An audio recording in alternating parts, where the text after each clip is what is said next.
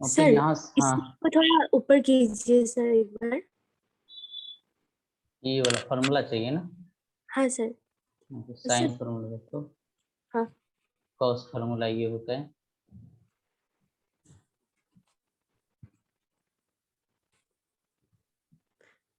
हाँ सर हो गया। ठीक है रिकॉर्डिंग, ओके रिकॉर्डिंग ऑन है, हो गया रिकॉर्डिंग साइड हो चुका। सेम हमें साइन 53 लगाना है, तो साइन 53 क्या होता है, तो साइन थीटा क्या होता है, पी बाय एच। यहाँ पे हमारा परपेंडिकुलर कौन सा है, ट्रिपल के लिए परपेंडिकुलर वाई है, और एच का काम कौन कर रहा है, 5 कर रहा है। और साइन 53 किसके बराबर होता है, 4/5 का। तो यहाँ से हमारा y बराबर 4 सेंटीमीटर, x बराबर 3 सेंटीमीटर।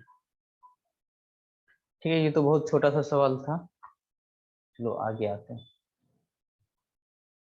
बस ये सब ना जस्ट रिवीजन। साइन ए प्लस बी का फॉर्मूला क्या होता है बताओ। sin a plus b plus cos a no sin sin a A plus b cos B plus cos A sin B। ठीक, sign A cos B plus cos A और sine B. ठीक है, अगर नीचे में अगर माइनस लगा दो, मतलब दूसरा फॉर्मूला साइन ए माइनस बी हो गया, तो यहाँ पे बस माइनस हो जाता है नीचे। ठीक है, एक साथ दो फॉर्मूला हो गया। अगर वही चीज अगर हम cos a प्लस बी लिखते हैं तो बताओ क्या होता है, cos a cos a sin a sin b cos b, बीच में साइन क्या होता है यहाँ पे, माइनस माइनस माइनस माइनस होता है। हाँ minus sine a sine b। अगर मैं नीचे में माइनस लगा दूं तो यहाँ पर क्या हो जाएगा, sine a minus sine b लिखो तो प्लस हो जाएगा। हाँ हाँ पूछो क्या हुआ, पूछो। ये दो फार्मूला एक साथ है, इसमें तो कोई दिक्कत नहीं है ना। नीचे वाला अगर तुम्हें cos a माइनस बी लेके चलना है तो फिर तुम्हें क्या लेना होगा, सेकंड की साइन पॉजिटिव। ठीक है, या अलग अलग करके लिख दो। ठीक है, अगर तुम्हें साइन 2 थीटा का फॉर्मूला लिखना हो, साइन 2 थीटा, तो इसका फॉर्मूला कैसे लिखोगे, या तो बहुत लोग को डायरेक्ट रिजल्ट होगा 2 sign theta cos theta, sin लेकिन theta plus theta हाँ 2 साइन थीटा cos थीटा, या नहीं तो इसको ऐसे लिख सकते साइन थीटा प्लस थीटा, तो बीच में 2 थीटा हो गया, तो ये साइन इसको समझो a और इसको समझो b, और ऊपर वाला फॉर्मूला लगा दो। ठीक ना, sine a plus sine b वाला फॉर्मूला लगा दो, तो यहाँ से क्या हो जाएगा, sine theta cos theta plus sine theta cos theta, नहीं आ जाएगा। तो ये चीज कितना हो जाएगा, 2 साइन थीटा cos थीटा। ठीक है, अगर मान लो तुमसे पूछा tan a प्लस बी का फॉर्मूला बताइए क्या होगा। ठीक है, tan a प्लस बी का, वैसे ना बता दो तुम्हें ये फॉर्मूला याद होना चाहिए। मान लो अभी के लिए हमें पता नहीं है, तो अभी हम वैल्यू निकालते हैं, तो इसको हम क्या लिख सकते हैं, sine a plus B divided by cos a plus B plus 10b divided by 1 minus 10a into 10b। Good, फिर इसको साइन a प्लस बी को ऐसे ब्रैकेट ओपन करोगे, sine a cos b plus sine b cos a, फिर नीचे में cos a plus cos b है ना, तो ये आ जाएगा cos a cos b minus sine a, और यहाँ पे फिर क्या हो जाएगा साइन b। ठीक है, यहाँ से अगर हम कॉमन ले ले, ऊपर की तरफ हम कॉमन ले लेते हैं cos a cos b, तो हमें क्या मिल जाएगा, sine a divided by cos a plus sine b divided by cos b, फिर नीचे में हम कॉमन ले लेते हैं cos a cos b, cos a cos b, तो बताओ कितना आ जाएगा, 1 minus sine a sine b divided by cos a cos b। ठीक है, समझ आया ये स्टेप। तो यहाँ से हम कैंसिल कर सकते हैं, यहाँ से ऊपर वाले की cos a cos b को हम कैंसिल आउट कर सकते हैं, तो यहाँ से ये चीज हमें क्या दे देगा, tan a प्लस b हमारा चल रहा है, तो यहाँ पे sin a divided by cos a को हम लिखेंगे tan a plus ten A, फिर लिखेंगे टेन बी डिवाइडेड बाय 1 माइनस क्या लिखेंगे, tan A into tan B, 10 a tan into A 10 b sir. Into tan B, B. यही फार्मूला होता है। तो ये फार्मूला तुम्हें याद रखना। चलो ये तो हमने टेन ए प्लस टेन बी निकाला। अगर तुम्हें टेन ए माइनस बी निकालना होता तो कैसे निकालते, टेन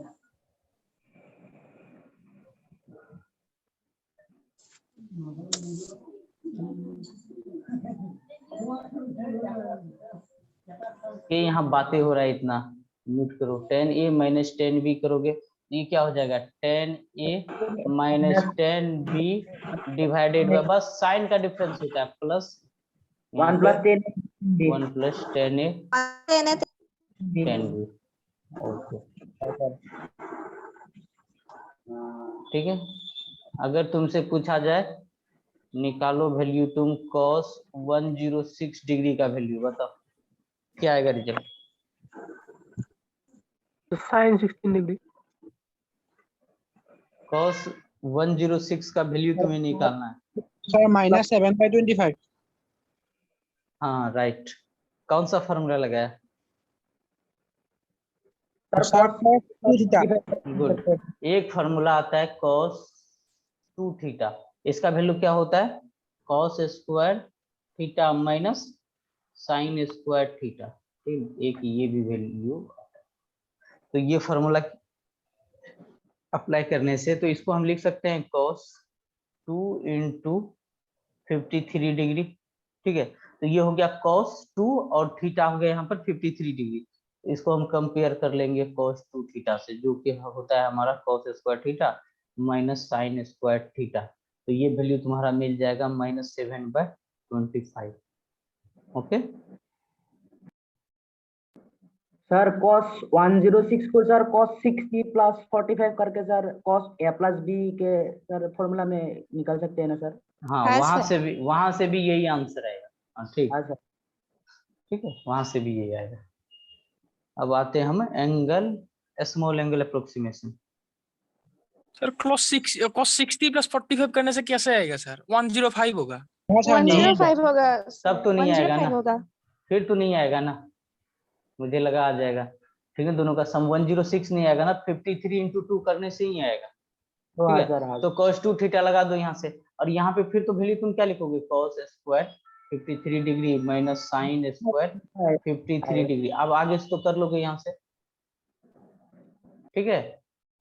आगे तो निकालना नहीं पड़ेगा कि इसका cos 53 का वैल्यू कितना होता है, 4/5 का स्क्वायर माइनस साइन 53 का होता है 4/5, इसका होता है साइन स्क्वायर 53 का होता है 4/5, और cos 53 का वैल्यू 53 का सर 3/5 3/5 होगा। इसका होता है 3/5, इसका वैल्यू होता है 3/5। अब आगे सिंप्लीफाई कर लेना, आंसर आ जाएगा, ये आ जाएगा 9 divided by 25 minus 64 divided by 25। इसका एलसीएम लोगे तो ये आ जाएगा 25, ये 9 माइनस 16 जो कि नेगेटिव में आ जाएगा -7/25। Okay sir. Okay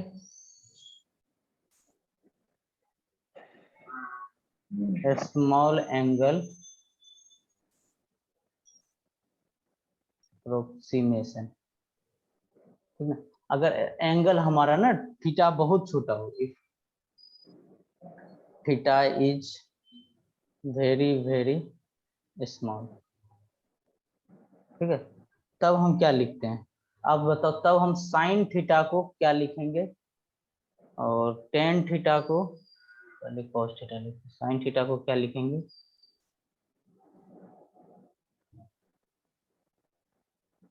cos theta को क्या लिखेंगे, और टेन थीटा को हम क्या लिखेंगे बताओ। अगर थीटा हमारा बहुत स्मॉल गिवन है, ठीक है, तो साइन थीटा को किसके बराबर लिखोगे, थीटा के, और कॉस थीटा को किसके बराबर लिखोगे, 1, और टेन थीटा को, थीटा के बराबर, टेन थीटा को थीटा के बराबर, ठीक है। और ये तुम्हारा ये थीटा इतना छोटा होता है, ठीक है, ये थीटा जो होता है इतना छोटा होता है, ये थीटा किस में होता है, रेडियन में। जब हम थीटा, हाँ देखो इसका तो मैं प्रूफ भी करवा सकता हूँ एंगल की, लेकिन उसमें ज्यादा मैं टाइम नहीं दूंगा। जैसे तुम्हारा क्या होता है ना, जैसे ऐसे करके बनाते हो, सर कर दीजिए सर प्रूफ। एक एंगल का अप्रोक्सीमेशन लगाते हैं। जैसे यहाँ से टेन थीटा लिखते हो, ठीक है, टेन थीटा अगर यहाँ से लिखना तो ये हो गया हमारा परपेंडिकुलर हो गया, ये हमारा बेस हो गया, ये हमारा हाइपोटेनस हो गया। अगर जब हम थीटा का अप्रोक्सीमेशन लगाते हैं, ठीक है, तो यहाँ से हमारा क्या होता है, P और B दोनों ना लगभग सेम ही होता है। ठीक है, जब हम थीटा को बहुत छोटा कर देंगे, अब इसी चीज में, ठीक है, अगर हम क्या करें कि थीटा को बहुत छोटा कर दोगे तो ये तुम्हारा जो B है और ये जो तुम्हारा P है, दोनों एक जैसा एक लाइन पे ही आ जाएगा और दोनों का मैग्नीट्यूड लगभग छोटा ही है। ओके, तो हम क्या करते हैं, एक सर्कुलर आर्क लेते हैं, वहां से ऐसे करके जैसे हम मेजर करते हैं, ठीक है, यहाँ से हम ऐसे करके मेजर करते हैं, ये चीज हमारा आर है, तो समझो कि ये भी हमारा आर है। और जब थीटा हमारा छोटा रहेगा, जैसे इसका हमारा कंपोनेंट वो एकदम दोनों छोटा होता है, ठीक है, तो यहाँ पे P/B, तो यहाँ पर हम क्या बोल देते हैं कि साइन थीटा और टेन थीटा, तो दोनों को तो हम 1 बोल देते हैं, अभी थीटा बोल देते हैं, और कॉस थीटा को अप्रोक्स हम किसके बराबर बोल देते हैं, 1 के बराबर बोलते हैं। ये हमारा ना जब थीटा को हम बहुत छोटा करते हैं उस पे ये वैल्यू आता है। ठीक है, अब इस पे देखना कि तुम्हें पूछा क्या जाता है। जैसे तुमसे पूछ लिया कि निकालिए साइन 1 डिग्री का वैल्यू कितना होगा, टेन 2 डिग्री का वैल्यू कितना आ गया, कॉस 1 डिग्री का वैल्यू कितना आ गया, ठीक ना, तुम्हें ये वैल्यू पूछा जाता है, बताओ क्या निकालोगे। अब जो और गिवन है कि थीटा हमारा जो है, थीटा जो है हमारा वेरी वेरी स्मॉल है, वेरी वेरी स्मॉल है।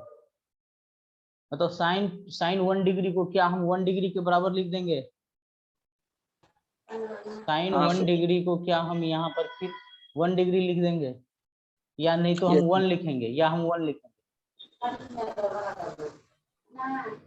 जबकि तुम जानते हो साइन 90 डिग्री बराबर कितना होता है, 1 होता है। ये 1 डिग्री बराबर 1 कैसे आ जाएगा, कहीं ना कहीं गलत है ये।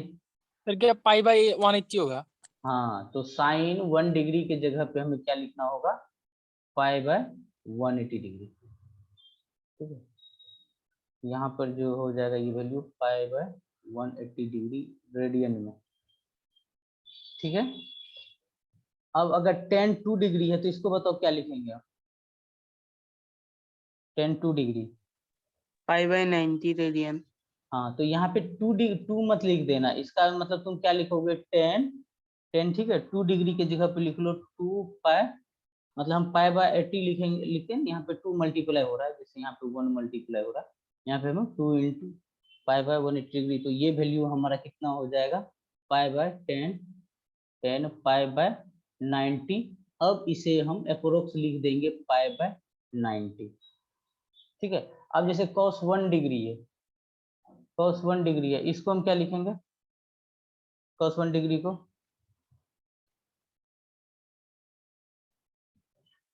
बताओ। इस यहाँ पर जितना डिग्री हो cos के टर्म में, ठीक है, cos के टर्म में पूरा का पूरा उतना ही लिख देना। π/180 रेडियन होगा सर। यहाँ पर जो है ना cos 1 डिग्री है ना, इसको हम अप्रोक्सीमेट हम 1 लिखेंगे, ठीक ना, जितना यहाँ पर जो वैल्यू है उतना यहाँ पर लिख दो, ठीक है। क्या पूछ रहे सर, थीटा में बाकी होगा, साइन थीटा और बाकी सब कैसे हुआ ये समझ में आपको। इसमें देखो यहाँ पर ना एक अप्रोक्सीमेशन हम यूज करते हैं, हम अप्रोक्सीमेशन ये कैसे निकालते हैं इसके ऊपर हम नहीं जाएंगे, ये ध्यान रखना। अगर थीटा हमारा बहुत छोटा दिया तो हम यहाँ पर साइन थीटा को थीटा में लिख लेंगे, जो थीटा होगा वो तुम्हारा रेडियन में लिखाएगा, ठीक है। जैसे cos थीटा को हम सीधा 1 के टर्म में हम बोल सकते हैं, tan थीटा को हम थीटा बोलेंगे, ठीक है। तो साइन और tan में तुम्हें रेडियन में वैल्यू निकालना, और जब तुम्हारा cos थीटा में जो वैल्यू गिवन हो उतना ही अप्रोक्स बोल दोगे। सर यार सर साइन 1 डिग्री का sir value sir unit sir radian कैसे हुआ, ये तो सर परपेंडिकुलर बाय हाइपोटेनस होता तो सर यूनिट तो सर नहीं होना चाहिए था।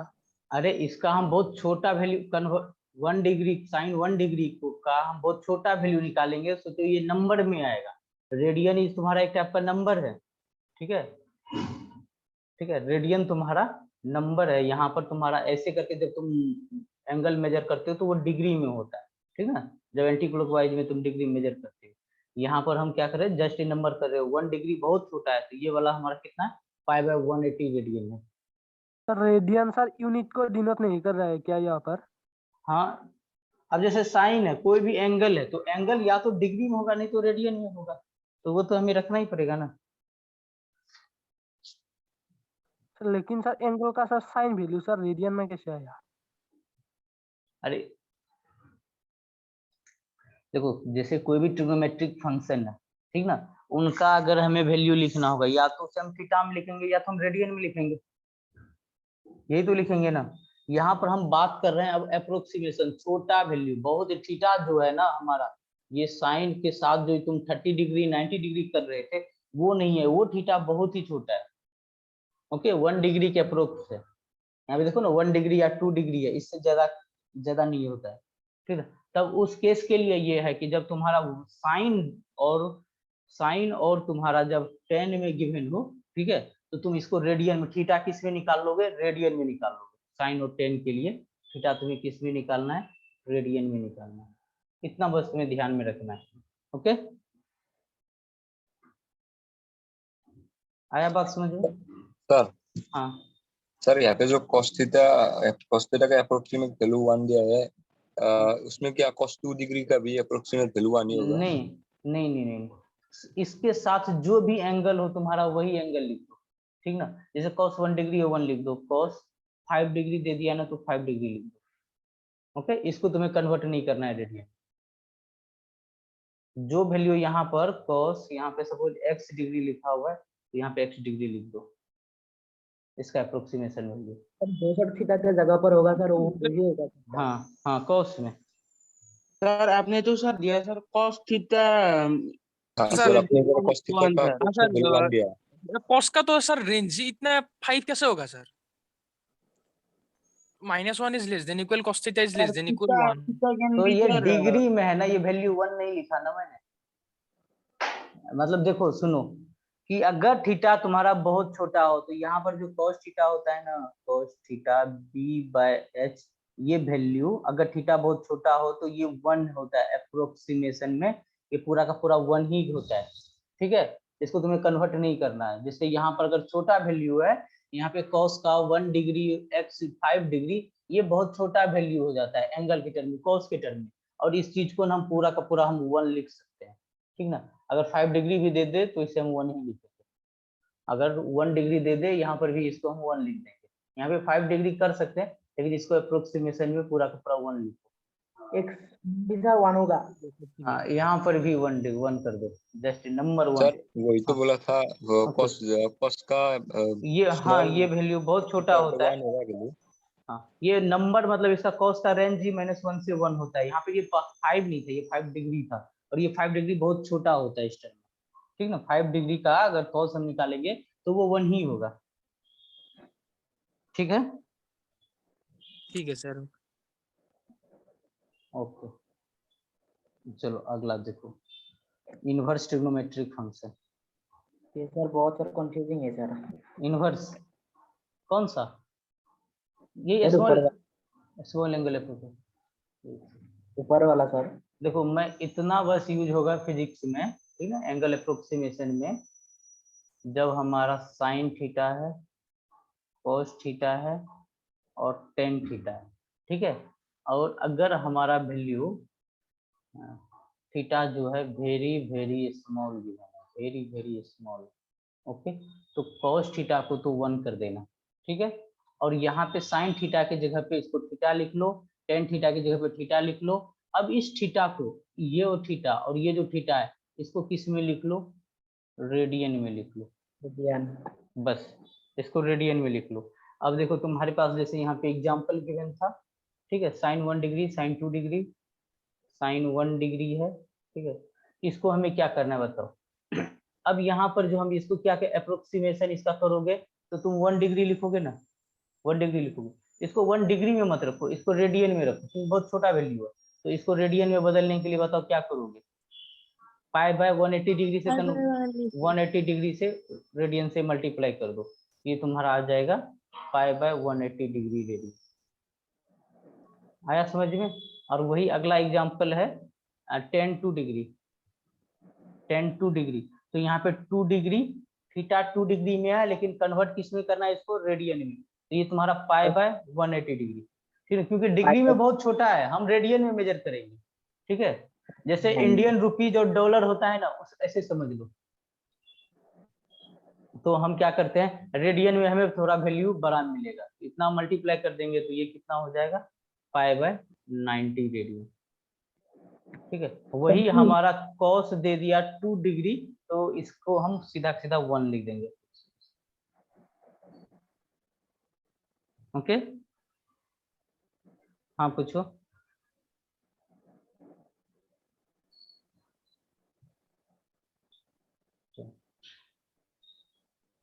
अगला, अब तो प्रॉब्लम नहीं है ना? अब तो दिक्कत नहीं। नहीं सर, नहीं। Inverse trigonometric function. सर सुबह के क्लास का सर वो पीडीएफ मिलेगा कि नहीं हम लोगों को? हाँ हाँ हाँ, मिल जाएगा, एक साथ दोनों भी मिल जाएगा, अभी जस्ट क्लास खत्म होते ही मिल जाएगा। इनवर्स ट्रिग्नोमेट्रिक फंक्शन, ठीक है? इसमें पहला अगर मैं ऐसे पूछूं, sine inverse sine theta equal to क्या होगा? बताओ। 1 1 होगा या थीटा होगा? थीटा होगा सर। थीटा होगा, सर। ठीक है। एंड एक और इसी में दे रहा हूँ, sign into sine inverse X, ठीक है? एक सेकंड, हाँ अब बताओ, sign into sine inverse x, ये कितना होगा? x होगा सर। 1/x 1/x होगा कि x होगा? x होगा ना, ठीक है। अब यहाँ से अगर हमसे पूछ लिया कि थीटा का वैल्यू बताइए क्या होगा, थीटा का रेंज बताइए कितना होगा, और x का रेंज बताइए कि कितना होगा, बताओ। सुनाई पड़ रहा है ना? हाँ सर। हाँ सर। हाँ सर आपका लिंक मुझे अभी मिला है। ओके, तो ज्यादा कुछ हुआ नहीं है, बस यहीं से स्टार्ट करो। Okay sir. Sine inverse sine theta equal to theta and sine into sine inverse X equal to X हो गया। ओके, तो यहाँ यहाँ से ये जान लो कि तुम्हारा थीटा जो है, थीटा तुम्हारा यहाँ पर एंगल को रिप्रेजेंट कर रहा है, और यहाँ पर एक्स जो है तुम्हारा वैल्यू को रिप्रेजेंट कर रहा है, ठीक है? वैल्यू या नहीं तो इसको नंबर बोलो, या नंबर। तो बताओ साइन का रेंज क्या होता है? -π/2 से π/2। यहाँ पे थीटा हमारा क्या हो जाएगा? -π/2 से π/2। और x का वैल्यू कितना हो जाएगा? साइन का नंबर कितना होता है? -1 से 1 होता है ना, ठीक है? एंगल्स, हाँ सर ठीक है। ठीक है। सर एक थीटा वाला फिर से समझा दीजिए। साइन का कर्व जानते हो? साइन का कर्व कैसे होता है?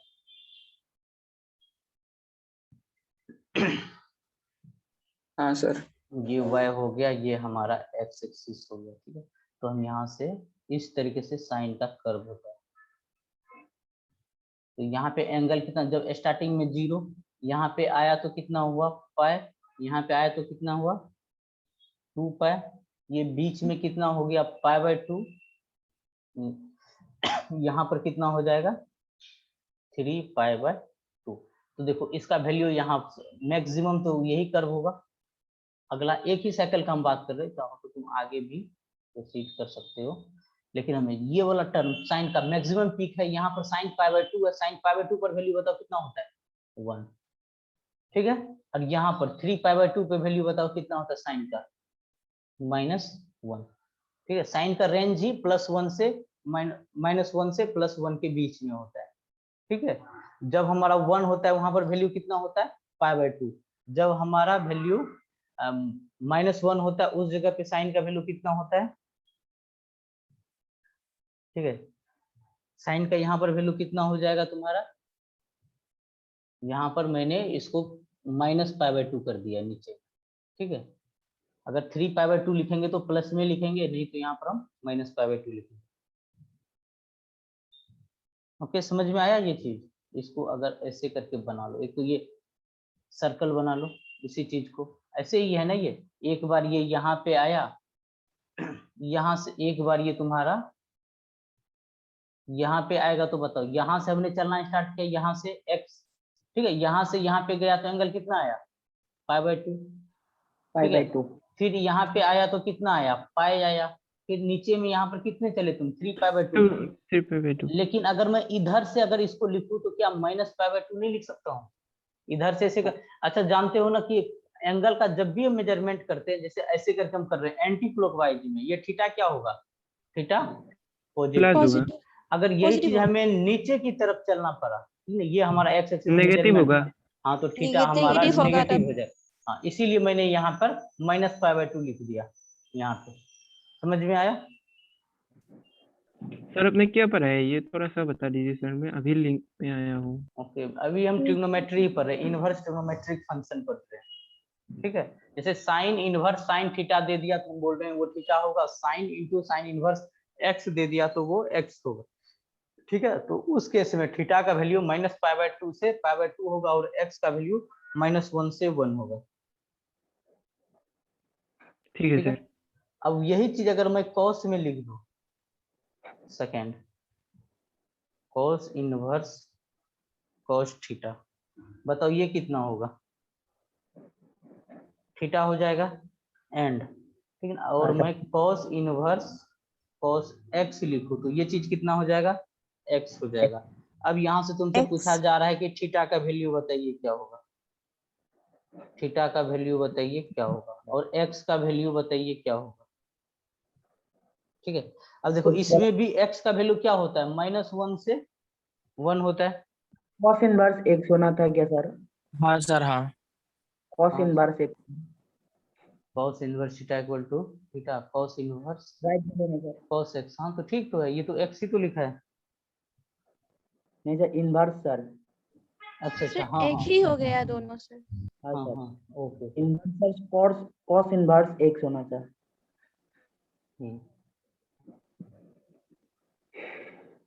So cos into cos inverse X, ठीक है।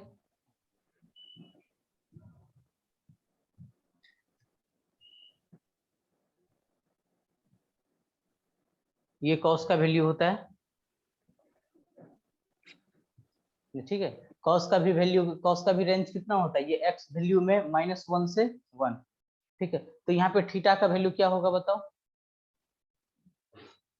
थीटा का वैल्यू -1 + 1। नहीं, तो वो तो एक्स में नंबर में तो वैल्यू लिख दिया तुमने -1 से 1, थीटा में फिर -π/2 -π/2 हाँ, और इधर π/2। यहाँ पे जो हम थीटा का वैल्यू लिखेंगे तो ये तुम्हारा आ जाएगा 1, वैल्यू 1 कब आता है कॉस थीटा, थीटा का वैल्यू 1 कब आता है, 0 पे, और +0 -1 कब आता है, कॉस थीटा थीटा -0 बराबर 1 कब आएगा, जब हम कॉस 0 लिखेंगे, जब हम कॉस पाई लिखेंगे, ठीक है, पाई लिखेंगे तब हमारा कितना होता है, -1 होता है, ठीक है। तो यहाँ पे थीटा का रेंज हम तो एंगल में अगर लिखेंगे तो 0 से लेके पाई लिखना पड़ेगा ना, जी सर। ठीक है। और थर्ड में अगर हम tan inverse of tan theta equal ये टू, फिर से समझा दीजिए सर, E0 से पाई क्या है। तो कॉस का वैल्यू के कहां से कहां तक होता है, -1 से 1 होता है, तो उस जगह पे थीटा का वैल्यू क्या होगा, थीटा का वैल्यू क्या होगा बताओ, 1 कब आता है, जब हमारा पाई हो, -1 कब आता है जब cos 0 हो, और -1 कब आता है हमारा जब पाई हो, ठीक ना, 180 डिग्री एंगल हो। तो इसको हम थीटा के टर्म में क्या लिखेंगे, रेंज 0 से पाई तक लिखेंगे ना, आया बात समझ में? हाँ सर, हाँ सर, हाँ आया। अब अगर tan inverse of tan theta लिख दे तो इसको हम कैसे लिखेंगे, tan inverse equal to tan theta, यानी एंड अगर ऐसा रहे tan of tan inverse X, ठीक है। तो ये चीज हमारा एक्स आता है। तो इस केस में 10 में एक्स कोई नंबर है तो इसका रेंज कितना होता है पता है? एक्स का वैल्यू माइनस इन्फिनिटी से प्लस इन्फिनिटी, ठीक है, पढ़ा होगा। तो यहाँ पे थीटा का वैल्यू कितना हो जाएगा? थीटा का वैल्यू कितना हो जाएगा? कब प्लस इन्फिनिटी होता है? 10 कब आता है? π/2 पे ना, तो π/2 से माइनस π/2 चला जाएगा, ठीक है। अब देखो यहाँ पर जो तुम्हारे लिए मेन इंपोर्टेंट है, अगर भले थीटा का रेंज पता नहीं है तो एक रेंज तो तुम जरूर याद रखना कि साइन थीटा का वैल्यू कहाँ से कहाँ होता है? -1 से 1 होता है। cos थीटा का रेंज -1 से 1 होता है। tan थीटा का रेंज प्लस इन्फिनिटी से लोअर कितना, तो माइनस इन्फिनिटी होता है। ये वैल्यू याद रखना। लेकिन अगर तुम्हें थीटा या नहीं समझ में आ रहा है तो कोई दिक्कत नहीं, ये समझने से तुम्हारा काम चलेगा, ठीक है। अब यहाँ से देखो, अगर तुम्हें ऐसे करके सवाल पूछा जाए, इसको रहने दो, हाँ, एग्जाम्पल ऐसे करके पूछा जाए, फाइंड, फिजिक्स में जो आएगा ऐसे सवाल रहेगा, तो एप्लीकेशन से आंसर मिलता है, बस इसका कोई एप्लीकेशन करते हैं। Find maximum and minimum value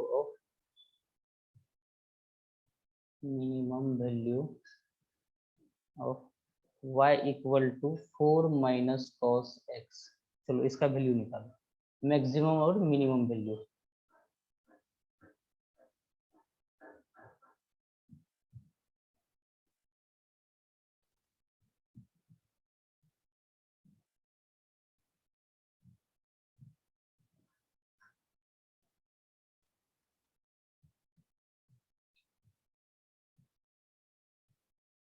कैसे निकालोगे? सर मिनिमम 3 और मैक्सिमम 5। Very good. और तुमसे पूछा जाए चलो y का रेंज लिखो, तो y का रेंज कहाँ से कहाँ लिखोगे? 3 से लेकर 5 तक, 3 से लेकर 5 तक। गुड, वेरी गुड, सही किया। जैसे तुम्हें y का मैक्सिमम वैल्यू लिखना है तो हमें क्या करना होगा? 4 तो कांस्टेंट, इसको एज इट इज रखना पड़ेगा। cos x का हमें कौन सा वैल्यू लिखना होगा? बताओ, y मैक्सिमम चाहिए तो cos x हमें क्या चाहिए? मिनिमम चाहिए, मिनिमम चाहिए, कम से कम वैल्यू। तो यहाँ से हम 4 माइनस cos x का मिनिमम वैल्यू कितना होता है? यहाँ पर देख लो, cos का ये पीछे होता है मिनिमम, आगे होता है मैक्सिमम। तो यहाँ पे हम क्या लिखेंगे? -1। ये माइनस माइनस क्या कर देगा? प्लस कर देगा, तो ये हमारा 5 हो जाएगा। सिमिलरली y का मिनिमम वैल्यू निकालने से हमें क्या करना होगा? cos x का वैल्यू को क्या करना पड़ेगा? मैक्सिमम करना पड़ेगा। तो 4 माइनस, और cos x का मैक्सिमम वैल्यू 1 होता है, तो यहाँ पर 1 आएगा। ये कितना आ जाएगा? 3 आ जाएगा। तो हमारा y का रेंज क्या होगा? 3 से 5। 3 से 5 तक। अब अगर यहाँ पर मिनिमम वैल्यू पूछा गया तो ऑप्शन में तुम्हें वैल्यू मिलेगा, ठीक है ना। यहाँ पे 3 भी ले सकते हैं हम, 4 भी ले सकते हैं, 5 भी ले सकते हैं, इक्वालिटी लगा हुआ है ना, ठीक है। तो ये हमारा रेंज होता है। तो ऑप्शन ऐसा देखेंगे, उसको हम सिलेक्ट करेंगे। अगर सेट का बात रहा तो यहाँ पे हम 3, 4, 5 सेट हम सिलेक्ट करेंगे, ठीक है। चलो एक और एग्जांपल देखते हैं। अगर तुमसे पूछ दिया इस फाइंड द वैल्यू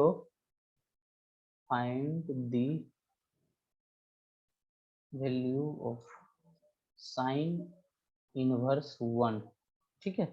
चलो निकालो, साइन इनवर्स 1 का वैल्यू क्या होगा?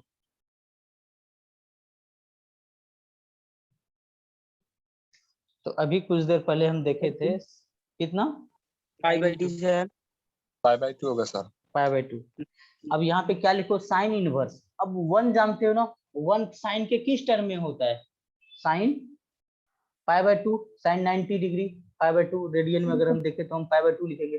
तो साइन इनवर्स, साइन कुछ भी होता है। देखो यहाँ पर मैं वही चीज कर रहा था, ये जो मैं साइड में ये लिख रहा था इधर का फॉर्मूला, ऐसा नहीं था कि ये यूजलेस था। यहाँ पर देखो साइन इनवर्स, यहाँ पे बीच में साइन थीटा है, तो यहाँ पर क्या होता है? ये इनवर्स समझो, इसको कैंसिल करके सिर्फ थीटा बचता है, जैसे भी तुम्हारे दिमाग में ये सेट हो, ठीक है। तो ये चीज हमें क्या मिलेगा? सिर्फ थीटा आना चाहिए, तो यहाँ पर वैल्यू कितना आ जाएगा? π/2, ठीक है। ये सब चीज तो हम करते आ रहे हैं ना, रिजल्टेंट समय भी कभी पूछ बताओ साइन इनवर्स का वैल्यू साइन इनवर्स 30 का वैल्यू कितना होगा। जैसे तुम ऐसे पूछ रहे find the value of cos inverse -1/2, तो इसका वैल्यू बताओ।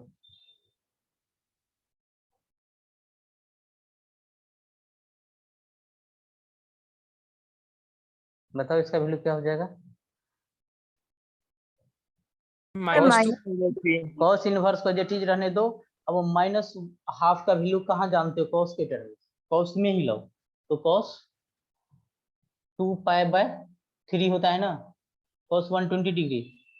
ठीक है, तो ये चीज कितना हो जाएगा, 2π/3 हो जाएगा। ठीक है, ये होता है हमारा इनवर्स। इतना ही हमारा नीड है। ठीक है, इतना ही हमें जरूरत है ट्रिग्नोमेट्री का। ठीक है, ट्रिग्नोमेट्री हमारा खत्म होता है। अब अगला हम देखेंगे कोऑर्डिनेट ज्योमेट्री।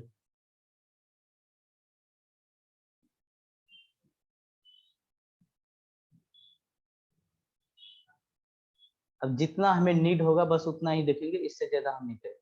ओके, तो जैसे कि मान लो कि हमारा एक प्लेन है, ये एक्स एक्सिस और ये वाला हमारा वाई एक्सिस। यहाँ पर एक कोई पॉइंट है, ठीक है, तो इसको अगर हम मेजर करेंगे तो बताओ इसका कोऑर्डिनेट कितना हो जाएगा, ये एक्स कोमा वाई हो जाएगा। ठीक है, तो ये अभी जो हमारा प्लेन है कैसा है, ये हमारा एक्स और वाई में है, तो ये हमारा 2D प्लेन है। ठीक है जी सर। ओके, अगर एक पॉइंट समझो, अब आगे मैं क्या कर रहा हूँ, अगर समझो कि एक पॉइंट हमारा कहीं पे यहाँ पे है, एक पॉइंट हमारा यहाँ पे P पॉइंट है और यहाँ पर कोई पॉइंट Q है। ठीक है, 2D में ही, 2D प्लेन में ही, मतलब एक्स एक्सिस और वाई एक्सिस, और P पॉइंट का कोऑर्डिनेट x1 y1 है और x1 y1, और Q का कोऑर्डिनेट x2 y2 कोऑर्डिनेट है। और तुमसे पूछा गया find out distance between P and एक root over x2 minus x1 x1 whole square y2 minus y1 whole square. Find out distance between P and Q। तो यहाँ पर हमने डिस्टेंस फार्मूला लगा देते हैं, तो वो सीधा का सीधा हो जाता है। ठीक है, distance between P and Q का फार्मूला अंडर रूट। ठीक है, जैसे x कोऑर्डिनेट है तो यहाँ पर क्या कर लो, उससे पहले हम y निकालते हैं ना, तो ऐसे करके निकालो, y2 माइनस y1 का square plus x2 minus x1 का स्क्वायर। ठीक है, ये होता है हमारा डिस्टेंस फार्मूला। ठीक है, अब मान लो इस पे अगर ऐसे करके एग्जांपल अगर हम देखें, अगर ये कोमा दे दिया 3 2 और एक दूसरा कोऑर्डिनेट दिया है हमें 1 -2। ठीक है, ये इनिशियल में ये था, फाइनल वाला हमारा ये। तो तुमसे पूछा गया यहाँ पे बताओ कि ये पॉइंट को हम P बोल देते हैं, इसको हम Q बोल देते हैं, तो डिस्टेंस बताओ P और Q के बीच में क्या है, फाइंड सर आउट। 4 होगा। 4 होगा, सही से देखो, फाइंड आउट डिस्टेंस √5 P कितना, 2 √20 √5। ठीक है, मतलब √20 P एंड √5 हाँ, तो यहाँ पर √20 होगा। हाँ √20। तो इसका सिंपल तरीका है निकालने का, PQ equal to under root, यहाँ से हमें क्या करना होगा, -2, ठीक है, फिर -3 का स्क्वायर प्लस 1 -2 का स्क्वायर। इसको सिंप्लीफाई करना होगा, ये तुम्हारा क्या हो जाएगा, यहाँ पे -2 कोमा 3 -2 होगा क्या? -2 होगा, -2 होगा y, और y कोऑर्डिनेट देखेंगे फिर 1 3 होगा, और 1 -3 तो ये हो जाएगा हमारा कितना, -4 का स्क्वायर मतलब 16, और यहाँ से हो जाएगा हमारा 4, तो ये हो जाएगा हमारा √20। ठीक है, हाँ सर। हाँ सर।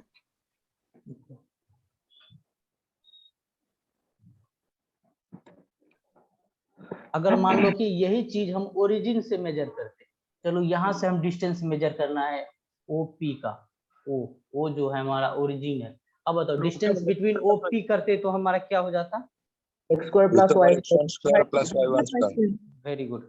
तो यहाँ पे हम ओपी बराबर डायरेक्ट लिख रहे हैं under root x square x1 का स्क्वायर प्लस y1 का स्क्वायर। स्क्वायर। ठीक है, हाँ सर।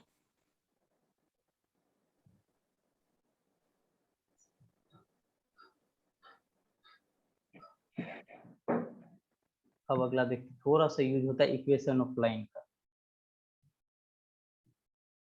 इक्वेशन ऑफ लाइन मतलब स्ट्रेट लाइन वाला कोई एक होगा। तो यहाँ पर इसको भी कोऑर्डिनेट बनाते हैं। सपोज किसी एंगल यहाँ से हम मेजर कर रहे हैं एंगल थीटा, ये पॉइंट हमारा ए है, ये पॉइंट हमारा बी है, और ये हमारा x2 y2 कोऑर्डिनेट है, और ये नीचे वाला x1 और y1 है। हमें पूछा गया है इस लाइन का इक्वेशन लिखिए। ठीक है, तो इस लाइन का इक्वेशन क्या होगा? तो इस लाइन का जो एक स्टैंडर्ड इक्वेशन होता है वो बताओ क्या होता है? y equal to mx plus C. हमेशा हम इससे कंपेयर करेंगे। वहां पे m क्या होता है बताओ? m किसको रिप्रेजेंट करता है? स्लोप। स्लोप को। ठीक है, और यहाँ पर c किसको करता है? इंटरसेप्ट। y intercept. इंटरसेप्ट, और ये इंटरसेप्ट कौन सा होता है? y वाला इंटरसेप्ट। ठीक। अच्छा, इक्वेशन ऑफ लाइन में m एंड c हमारा क्या होता है? वेरिएबल होता है या कांस्टेंट होता है? ये दोनों हमारा कांस्टेंट वैल्यू होता है, क्योंकि m ना इंटायर इस लाइन का लिखोगे ना स्लोप तो सेम ही होगा। एक लाइन है, ठीक है, ये हमारा लाइन है, अगर इसका हम स्लोप लिखेंगे, ठीक है, तो स्ट्रेट लाइन पढ़ेंगे तो लाइन एकदम फाड़ोगे। लेकिन अब इसको हॉरिजॉन्टल से जहां से, और स्लोप का मेजरमेंट हम जब भी करते हैं x के साथ ऐसे करके मेजर करते हैं, तो अगर ये सब ऐसे करके मेजर होगा, मान लो इसको मैं θ1 लिखूं, θ2 बोलूं, यहाँ पे मेजर किया, इसको θ3 करूँ और θ4 करूँ, तो बताओ θ1 θ2 θ3 और θ4 में क्या रिलेशन है? सब में क्या रिलेशन? इक्वल है, बड़ा है, छोटा है? सब इक्वल होगा, ठीक ना? है सर। हाँ सर, एंगल देख के। हाँ, तो यहाँ पे सेम होगा। ओके। अच्छा, अगर इसका हम m निकाले, इस इक्वेशन का अगर हम m निकाले, स्लोप निकाले, ठीक ना, तो हम कैसे निकालेंगे? तो यहाँ पर एक फार्मूला होता है, ठीक है, m बराबर, m को तो तुम tan थीटा बोलते हो, अगर तुम्हें tan थीटा दे दिया तो ठीक है, तो डायरेक्ट तुम m equal to tan theta लिख लोगे। tan थीटा स्लोप को रिप्रेजेंट करता है। अगर थीटा नहीं दिया, tan के टर्म में नहीं गिवन है, सीधा हमें लाइन दे दिया, उसका कोऑर्डिनेट गिवन है, तो तब हम कैसे निकालेंगे? यहाँ पे होता है y2 minus y1 divided by x2 minus x1। यहाँ पर हम बेसिकली क्या लगा रहे हैं बताओ तो? Perpendicular upon base. इसको ऐसे कर लो, इसको ऐसे कर दो। थीटा के सामने क्या होता है? परपेंडिकुलर। ठीक है, तो परपेंडिकुलर में ये कौन सा चीज होगा? डेल्टा वाई होगा। डेल्टा वाई क्या होता है? फाइनल माइनस इनिशियल, तो ये होता है y2 माइनस y1, और ये वाला टर्म क्या हमारा? बेस है, ठीक ना, तो ये हमारा डेल्टा x है। वही चीज हम लिखे हुए हैं, delta x by delta y, sorry delta y by delta x, जिसको हम सिंपल करके y2 minus y1 divided by x2 minus x1 लिखे हुए। ये चीज हमारा, हाँ ठीक है। हाँ, अब देखो एक इक्वेशन दे रहा हूं, y equal to 2x plus 3। अब बोला जा रहा है इसको प्लॉट करो, y equal to 2x plus 3। इसको ड्रॉ करके बताओ लाइन कैसा होगा। फिजिक्स में हमें नीड पड़ेगा इसका, ठीक है, तो थोड़ा बहुत हमें आना चाहिए ड्रॉ। इसको जैसे ऐसे करोगे। अच्छा, यहाँ पर सर क्या, और सर ये ओरिजिन y इंटरसेप्ट 3 होगा, ओके मतलब ओरिजिन के ऊपर 3 पे कटेगा ये। ओके, ठीक है। तो देखो इसको हम कैसे करते हैं, y equal to 2x plus 3 है ना, इसको हम कंपेयर कर लेते हैं y equal to mx plus c से, ठीक है, और यहाँ पर m का वैल्यू कितना है? 2, मतलब m हमारा 2 है, मतलब ये चीज क्या है? हमारा पॉजिटिव नंबर है। और उसके बाद c का वैल्यू कितना है? c होता है इंटरसेप्ट, उसमें किसमें? y में, ये 3 है, मतलब y में अगर ये +3 आए तो मतलब ये ऊपर है यहाँ पे, तो मान लो कि ये हमारा इतना तक वैल्यू जो है ये c = 3 है, ठीक है। और स्लोप पॉजिटिव है, बताओ स्लोप पॉजिटिव है इसका मतलब कैसे प्लॉट करेंगे इसको? स्लोप पॉजिटिव मतलब ऐसे होना चाहिए, हमेशा एक्स एक्सिस से मेजर करते हैं, तो ये हमारा लाइन यहाँ से गुजर रहा होगा, यहाँ से ऐसे करके, नहीं ऐसे करके जा रहा होगा, ओके। अगर थोड़ा मान सा लो आगे से बताएंगे सर। देखो y = कितना है हमारा, y = 2x + 3, इसको हम कंपेयर करते हैं स्टैंडर्ड इक्वेशन ऑफ, ठीक है, इक्वेशन ऑफ लाइन से, तो वो होता है y = mx + c। तो यहाँ पर y का तो y है, ठीक है, x का तो क्या है तुम्हारा x है, तो m का वैल्यू कितना हो गया 2 हो गया, और c का वैल्यू कितना हो गया 3 हो गया। हमने कंपेयर करके ये वैल्यू निकाल लिया, ठीक है।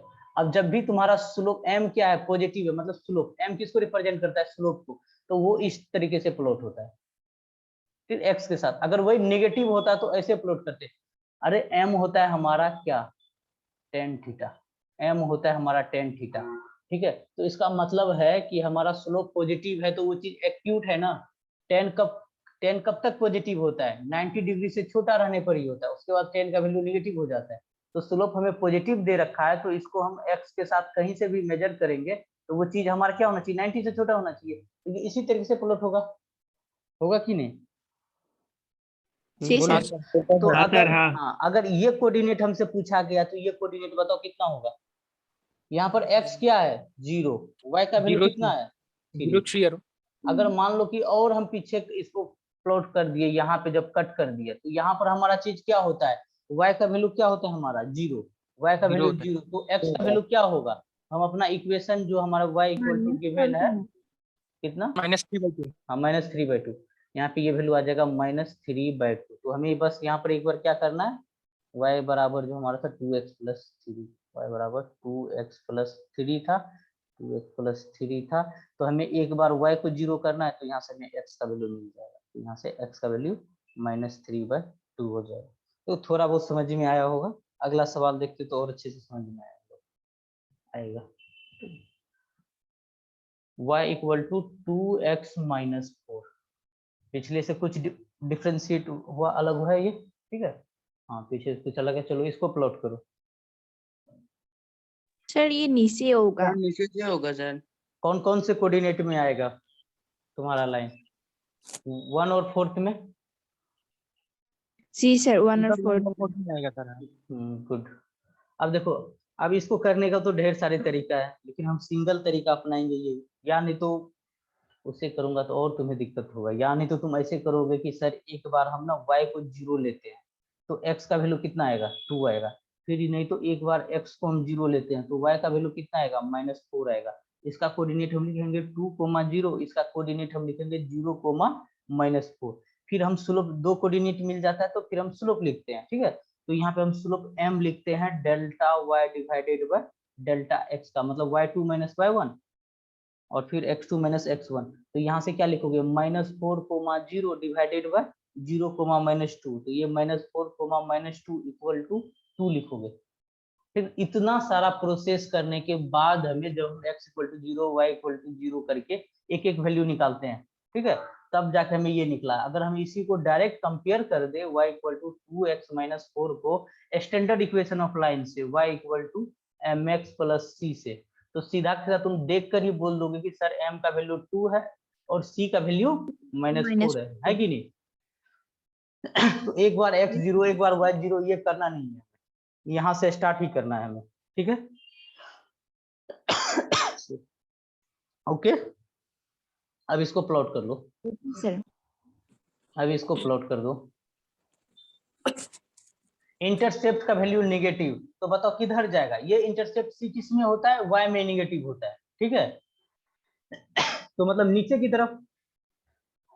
जी सर नीचे की तरफ होगा। यहाँ पर वैल्यू हमारा क्या होगा, x का वैल्यू 0 और y का वैल्यू -4, और यहाँ से यहाँ तक ये वैल्यू y में क्या बोल देंगे -4 बोल देंगे, ठीक है। हाँ सर। ओके, ये हमारा पॉइंट आ गया 0, -4 आ गया। फिर अगला आगे हमें स्लोप को क्या रखना है m पॉजिटिव रखना है, तो बताओ हमारा कैसे हम इसको ड्रॉ करेंगे। तो ये कुछ हमारा, अगर तुम इसको यहाँ से या तो इधर करके प्लॉट करोगे या नहीं तो कोऑर्डिनेट इधर में करके प्लॉट करोगे। अगर तुम इसको इधर करके प्लॉट करोगे तो एक्स एक्सिस के साथ स्लोप मेजर करो, ठीक है, एक्स एक्सिस के साथ स्लोप मेजर करो, बताओ 90 से छोटा है मतलब पॉजिटिव है, यही होगा हमारा। तो ये हमारा लाइन ऐसे करके जाएगा कि नहीं, ये वाला सर, हमारा, सर कर रहे हैं सर, फिर से समझा दीजिए तो सर। ये वाला हमारा नहीं होगा। सर ये एम सर कैसे कर रहे हैं सर, वो समझा दीजिए। हाँ, एम होता है हमारा स्लोप, ठीक है, एम होता है हमारा स्लोप, और स्लोप हम हमेशा मेजर करते हैं एक्स एक्सिस के साथ, एक्स एक्सिस के साथ ऐसे करके। अगर ये वैल्यू ऐसे हुआ, ठीक ना थीटा, तो एम तुम्हारा पॉजिटिव हुआ। अगर तुम्हें एम को नेगेटिव रखना है लेकिन मेजरमेंट हमेशा एक्स एक्सिस के साथ ही होगा, तब उस केस में तुम्हारा एंगल ये होगा थीटा, ठीक है। अब बताओ यहाँ पे थीटा हमारा जो है ग्रेटर देन 90 डिग्री है कि नहीं, और यहाँ पे थीटा हमारा लेस देन 90 डिग्री है। बस एम में स्लोप अगर पॉजिटिव निगेटिव से देखना है और यहाँ पर एम हम निगेटिव करेंगे, तो तुम्हें लाइन ड्रॉ करने का कॉन्सेप्ट समझ में आ जाएगा, ठीक है। एम पॉजिटिव होगा तो हमें देखो लाइन ऐसे बनाना है, एम नेगेटिव है तो लाइन हमें ऐसे बनाना है, ओके। अब यहाँ पर एम का वैल्यू क्या है, पॉजिटिव है, बताओ कौन सा होगा, 1 वाला होगा कि 2 वाला होगा, 1 वाला होगा, 1 वाला होगा। तो 1 को प्लॉट कर दो, सर। हाँ तो 1 को ड्रॉ कर दो। बस इस पॉइंट से दो ही तरीके से जाओगे ना, एक इधर जाओगे एक या नहीं तो इधर जाओगे, ये वाला तो होगा नहीं, बस ये जाओगे। अब जब ये यहाँ पे कट हो गया, तो यहाँ पे कट हो गया तो बताओ यहाँ पर कौन चीज जीरो है, कौन चीज जीरो है, यहाँ पे y जीरो है। अगर हम y जीरो करेंगे तो x का वैल्यू क्या आएगा, यहाँ पे y जीरो करो, y को यहाँ पे जीरो करो, इस इक्वेशन में y को जीरो करो तो 2x - 4, तो x का वैल्यू कितना आ जाएगा 2, तो x का आएगा। वैल्यू 2, देखो यहाँ पे 2 आएगा, हो गया, ठीक है। अगर तुम्हें ऐसे नहीं समझ में आ रहा है तो ये लो, 1, तुमने बनाया 0, 2,0, एक बनाया 0, -4, ये कोऑर्डिनेट ड्रॉ कर लो। यहाँ पे ये हो गया तुम्हारा 2,0, एक हो गया 0, -4, और दोनों को मिला दो, ओके। सर, ये जो हमको सिर्फ मान ही पूछेगा क्या? क्या होगा, सिर्फ मान ही मतलब MC या Y ही पूछेगा? हाँ ये जनरल इक्वेशन होता है, इसी पे करने से तुम्हारा सारा आंसर आ जाएगा। जी सर। अब तुम्हें क्या है, इक्वेशन ऑफ लाइन बताना है। अगला सवाल उल्टा, इससे थोड़ा उल्टा पूछ लिया कि हमें P और Q का कोऑर्डिनेट पता है, 2,2 है P और Q है हमारा 3,4, और तुमसे पूछा गया है find equation of line and slope. Equation of line and slope बताइए क्या होगा।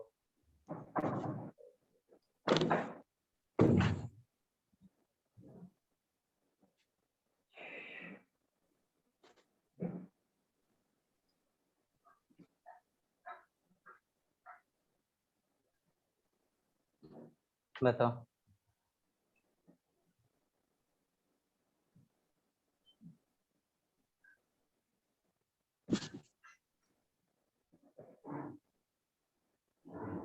इक्वेशन क्या ये होगा, twice x minus y is equal to 2। एक बार फिर से बोलो, y इक्वल टू, नहीं sir, twice x minus y is equal to 2।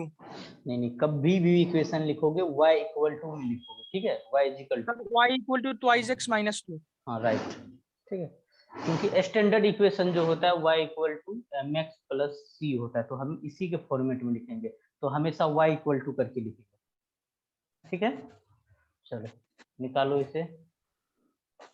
सबसे पहला तुम क्या निकालोगे, स्लोप निकालोगे यहाँ से, ठीक है, मतलब m निकालने जा रहे हो, वो क्या निकालोगे, y2 minus y1 divided by x2 minus x1 से, तो ये चीज क्या हो जाएगा, 4 - 2 डिवाइडेड बाय 3 - 2, 2/1 इक्वल टू 2, ठीक है। अब देखो तुम्हारा इक्वेशन जो था y equal to mx plus c होता है इक्वेशन ऑफ लाइन, एक चीज तुमने निकाल लिया, y का वैल्यू निकाल लिया, तो यहाँ से लिखो y equal to, sorry m का वैल्यू निकाल लिया, m के जगह पे 2 × x प्लस c। अब तुम्हें c का वैल्यू पता नहीं है, अब तुम्हें c का वैल्यू निकालना है, तो क्या करो ना, कोई भी कोऑर्डिनेट जो तुम्हें गिवन है, ठीक है, देखो ना तुम्हें एक पॉइंट p का गिवन है, q का पॉइंट है, सपोज हम p का ले लेते हैं, ठीक ना, हमें p का कोऑर्डिनेट से हम देखते हैं, तो p का कोऑर्डिनेट क्या है 2,2, एक बार x रखो, ये चीज क्या है हमारा x में है और ये चीज हमारा y में है, ठीक है। तो हम यहाँ पर क्या करते हैं 2 और 2 रखते हैं तो c का वैल्यू आ जाएगा, तो y की जगह पे 2 × x का वैल्यू 2 प्लस c लिखो, तो c का वैल्यू कितना हो जाएगा बताओ, -2, -2। अगर यही वैल्यू सेम अगर y equal to 2x plus C है, तुम्हें लग रहा होगा सिर्फ p का वैल्यू क्यों रखे कोऑर्डिनेट, c का कोऑर्डिनेट रखिए, q का कोऑर्डिनेट रखिए, q का कोऑर्डिनेट 3,4 है, सेम वैल्यू आएगा 3,4 पे। यहाँ से भी c का वैल्यू, तो y का वैल्यू क्या रखेंगे 4, 2 इंटू x का वैल्यू 3 प्लस c रखेंगे, तो ये 6, तो c का वैल्यू कितना हो जाएगा -2, दोनों जगह से सेम होगा। तो अब तुम्हारा इक्वेशन कितना हो गया, अब यहाँ पे c का वैल्यू रख दो, y equal to 2x plus C था, अब यहाँ पे y equal to 2x into C के जगह पर हम -2 रख देंगे। ये नहीं करना है कि y और x का भी वैल्यू रख देना, क्योंकि y और x में तो हमें रिलेशन निकालना ही निकालना है, ठीक है। अगर अब इसी को हमें सर- प्लॉट करना है, हाँ sir 2 is equals to 2 into 2 plus C, वो वाला लाइन समझा दीजिए फिर से। देखो सबसे पहले हमने क्या किया, हमें 2 पॉइंट गिवन था, ठीक है, p और q गिवन था, हमने स्लोप निकाल लिया। बताओ स्लोप का ये फार्मूला होता है ना y2 - y1 divided by x2 - x1, ठीक है। स्लोप का वैल्यू m निकल गया। अब हम जानते हैं स्टैंडर्ड इक्वेशन हमारा क्या होता है किसी भी स्ट्रेट लाइन का, y equal to mx plus c होता है, ठीक है, ये वाला हमारा इक्वेशन होता है। हमने m का वैल्यू 2 निकाल लिया, यहाँ पे m का वैल्यू 2 लिख दो, ठीक है। तो यहाँ से y equal to 2x plus c तुम्हारा वैल्यू आ गया। अब आगे इक्वेशन तुम्हारा ये हो गया, तुम्हें ये c का वैल्यू निकालना है ना, c का वैल्यू कैसे निकालोगे, जो एक बार तुम्हें कोऑर्डिनेट दे रखा है उसको सेटिस्फाई करना चाहिए, 2,2, ठीक है ना, p पॉइंट पे एक बार q देखा है 3,4, तो कोई भी एक वैल्यू डालने से x और y, यहाँ पे p 2,2 है, इसका मतलब एक x है एक y है, तो यहाँ पे x और y का वैल्यू रखने से c का वैल्यू मिल जाएगा। सेम अगर हाँ तुम, सर, हाँ सर, समझ गया। हाँ ठीक है। अब इसका हमें प्लॉट करना है, ठीक है, तो इसको कैसे प्लॉट करोगे, या नहीं तो बहुत कोई ऐसे प्लॉट करेगा, सर एक बार x को 0 रखिए तो y का वैल्यू निकाल मिल जाएगा, एक बार y को 0 कीजिए x का वैल्यू मिल जाएगा, ठीक है, x का वैल्यू मिल जाएगा। तो बताओ ये वैल्यू क्या क्या मिलेगा हमें, अगर हम x को 0 रखेंगे तो y का वैल्यू -2 मिल जाएगा, और y का वैल्यू हम 0 रखेंगे तो x का वैल्यू 1 मिल जाएगा, ठीक है। तो इसको प्लॉट कैसे करोगे, फिर यहाँ पे आओगे, यहाँ पर x0 और y -2 मतलब नीचे की तरफ जाएगा, ये x0 और y -2 बनाओ, एक ये पॉइंट पकड़ोगे, यहाँ से कोऑर्डिनेट यही हुआ ना 0, -2, और एक हो गया तुम्हारा 1,0, x तुम्हारा 1,0, और इन दोनों को मिला दोगे, ठीक है। तो यही तुम्हारा क्या हो गया इक्वेशन ऑफ लाइन बन गया, और ये लाइन का इक्वेशन क्या है, y इक्वल टू 2x - 2 है। ओके, आया समझ में, या नहीं तो तुम कोऑर्डिनेट से ऐसे करते, या नहीं तो तुम ऐसे कर लेते, ऐसे लाइन ड्रॉ करते और तुम्हारे पास इक्वेशन क्या है, y equal to 2x - 2, y equal to 2x - 2, तो हम इसको कंपेयर करते y equal to mx plus c से। तो हम यहाँ से क्या समझते, m हमारा 2 है, मतलब m हमारा पॉजिटिव है और c का वैल्यू -2 है, तो c y में होता है, इसका मतलब ये नीचे आएगा, तो ये वाला वैल्यू हमारा क्या होगा, नीचे की तरफ 2 आएगा, ठीक ना, नीचे है तो निगेटिव में है, ये 0, -2 आएगा, होगा कि नहीं। अब हमें स्लोप कैसा बनाना, पॉजिटिव, तो ये लाइन ऐसे प्लॉट होगा। और जब हम यहाँ पे जाएंगे तो यहाँ पर ये कट किस में हो रहा है, पूरा का पूरा किस में, x में, इसका मतलब y0 है, y0 करके एक बार x का वैल्यू निकाल लो, तो y0 करके x का वैल्यू निकालोगे तो ये 1 हो जाएगा, ठीक है, ऐसे भी प्लॉट हो जाएगा। Okay okay sir, okay. चलो अगला एक और सवाल दे रहा हूँ, अगर तुम्हें दे दिया plot the line 2x - 3y equal to 12, इसको प्लॉट करना है, प्लॉट करो। सर क्लास कब तक होगा, 6:30, किसी को प्रॉब्लम तो नहीं है ना, नहीं सर, नहीं नहीं 6:30 तक हो जाएगा। Okay, plot the line 2x - 3y equal to 12, इसको प्लॉट करना है, कैसे प्लॉट करोगे, और लिखा हुआ है प्लॉट द लाइन, लिखा हुआ है यहाँ पे, ठीक है। सर नीचे से होगा सर, अरे पहले इसको कन्वर्ट करो y equal to mx plus c में, sir, y equal to 2/3x - 4 होगा सर। वेरी हाँ गुड। सर, हाँ तो y इसको इक्वल तुम 2/3 इसको ऐसे लिखोगे तुम, करेगा और स्लोप 2/, हाँ, इसको तुम ऐसे लिखोगे 3y इक्वल टू, इसको इधर ले जाएंगे तो यह आ जाएगा हमारा 2x - 4, तो y को हम रहने देंगे एक लेफ्ट हैंड साइड, और बाकी चीज को हम आरएचएस साइड कर देंगे, तो y इक्वल टू क्या हो जाएगा 2/3x - 4, ठीक है, यही आएगा। बोलो अब इसको हाँ, सर। कंपेयर कर लो, y equal mx plus c से कंपेयर कर लो, ठीक है। यहाँ पे हमें प्लॉट भी करना के लिए इक्वेशन ऑफ लाइन पूछा जाता तो ये आ जाता, अब इसे हमें प्लॉट करना है। m का वैल्यू कितना है यहाँ से, इसको हम कंपेयर करके देखेंगे तो m का वैल्यू 2/3, 2/3 नेगेटिव या पॉजिटिव, पॉजिटिव। c का वैल्यू -4, तो इसका जस्ट ऐसे पकड़ो ऐसे करके, मतलब c हमारा इधर आया, -4 इधर आएगा, तो हम ऐसे करके कंप्लीट कर देंगे।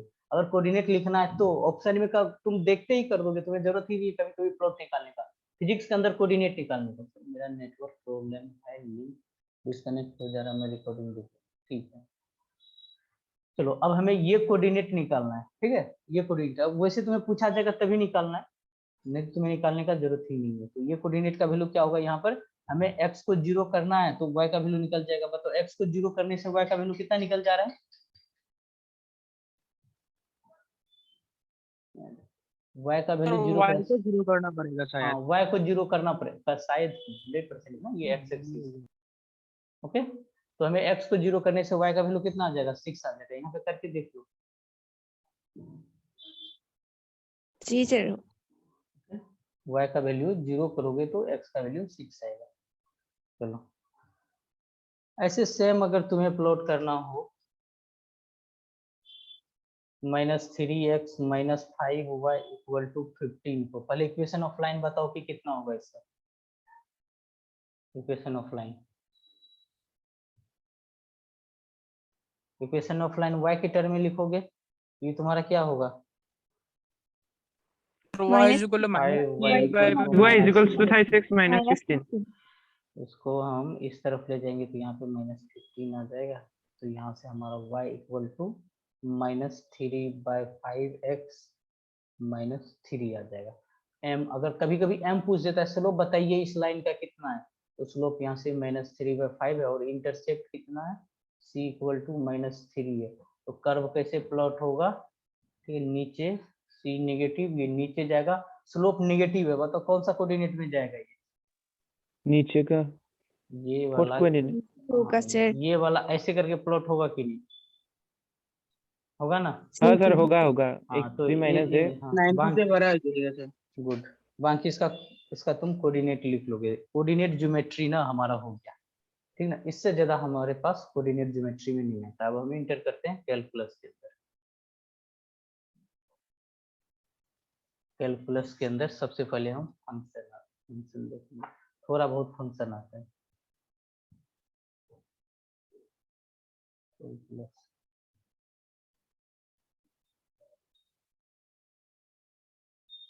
फंक्शन जानते हो, जब फंक्शन से पहले है ना, इसमें इम्पोर्टेंट पहले फंक्शन देख लेते हैं। फंक्शन जानते हो क्या होता है, पढ़े हो थोड़ा बहुत भी ये सब टर्म, हाँ अभी सर। मैथ्स जेई वाले नीट वाले पढ़े हो क्या, हाँ सर। नीट जी हाँ। वाले सर। पढ़ चुके हो ना, सर फंक्शन पर है। वेरी गुड, तब कोई प्रॉब्लम ही नहीं होगा। डायरेक्ट अगर मान लो कोई फंक्शन है, इसमें हम क्या करेंगे, जैसे कोई इनपुट डालेंगे, हमारा काम यही होगा, ये जो मतलब कोई हमारा ये मशीन है, एफ वाला कोई हमारा मशीन है, इसमें हम एक्स कुछ वैल्यू डाल रहे हैं, यहाँ पर एक्स जो है हमारा इनपुट है, ठीक है। इसको हम कभी यही इनपुट ना डोमेन नाम से आ सकता है, तो डोमेन है, तो यहाँ पर जो हमें ये वैल्यू मिलेगा, इसे हम यहाँ पर एफ एक्स लिखेंगे, इसे हम आउटपुट बोलेंगे, और ये हमारा जैसे वहां पे डोमेन था, तो यहाँ पे हम आउटपुट को रेंज बोलेंगे, ठीक है। इसको मैं समझा रहा हूँ सवाल के थ्रू। सर वहाँ पर जो कोडोमेन था, यहाँ पर क्या होगा? कौन चीज, रेंज होगा। Range, output range. ये समझो एक कोई मशीन में कुछ इनपुट देंगे, कुछ आउटपुट आएगा, ठीक है, यही चीज हमारा फंक्शन है। अब इसके लिए एक एग्जाम्पल के थ्रू समझो, बेस्ट होगा एग्जाम्पल से समझेंगे। एक हमारे पास एफ आर बराबर एक रिलेशन दे रखा है 2 × r-1 + 3, और तुम्हें निकालना है evaluate f at the input value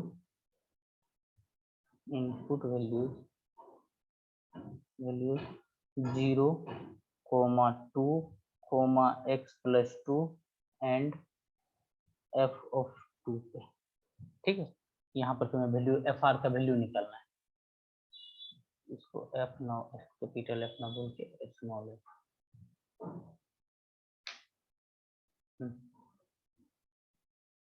ठीक है, निकालो इसे।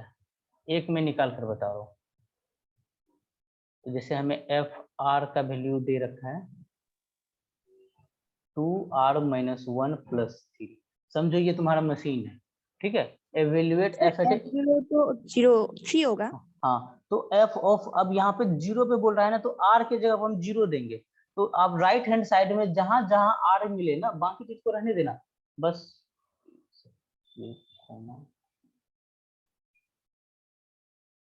बाकी जहां पे आर होगा वहां पे 0 कर दो, -1 + 3। अब तो इनको सिंपल कर सकते हो। ये वैल्यू कितना हो जाएगा बताओ? -2 सर 5 -2 + 3 = 1 हो जाएगा। 1 हो जाएगा ना? 1 हाँ 1 है। 55 चलो हमें आंसर मिल चुका है बहुतों का 5, फिर उसके बाद 2x + 5 + 11, 2g राइट आंसर। हाँ ठीक है, फिर तुम्हें सब पता है। 2x + 3 फिर तुम्हें f ऑफ 2 रखना है, ठीक ना। 2 रखना है तो बताओ ये क्या हो जाएगा? 2 × r की जगह पे 2 - 1 + 3 करेंगे। हाँ, ये हमारा 5 हो जाएगा, ठीक है। अब फिर अगला है f ऑफ x + 2 पुट करना है, मतलब r की जगह पे अब हमें x + 2 रखना है, ठीक है। तो ये चीज कितना हो जाएगा? 2 × r के जगह पे हम x + 2 - 1 + 3 रखेंगे, तो ये चीज हमारा कितना हो जाएगा? 2x + ये, इसको सिंप्लीफाई कर लो, तो ये चीज हमारा कितना हो? 2x + 5 आ जाएगा। हाँ, फिर इसके बाद हमें पूछा f ऑफ, फिर अब r के जगह पे ना f ऑफ 2 दे दिया है, तो इसका वैल्यू निकालना है। तो बताओ हमारा ये चीज कितना हो जाएगा? ठीक है, ये चीज हमारा 2 × फिर f ऑफ r जो है 5 देना पड़ेगा सर। देखो ना, यहाँ पर तुम क्या कर सकते हो? f ऑफ 2 जो है यहाँ पर, इसका वैल्यू तुम यहाँ पे निकाल चुके ऊपर में। देखो 5 आया है, ये वाला 5 आया हुआ है ना, तो ये चीज हमारा क्या हो जाएगा? हम यहाँ पे डायरेक्ट 5 भी लिख सकते हैं। f ऑफ 5, इसको हम क्या लिख सकते हैं? f ऑफ 5 लिख सकते हैं।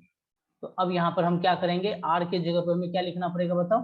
5, 2 × 5 - 1 + 3, तो ये आ जाएगा हमारा 5 - 1 हो गया 4, 4 × 2 8, 8 + 3 11, ठीक है। ये फिर से समझा दीजिए।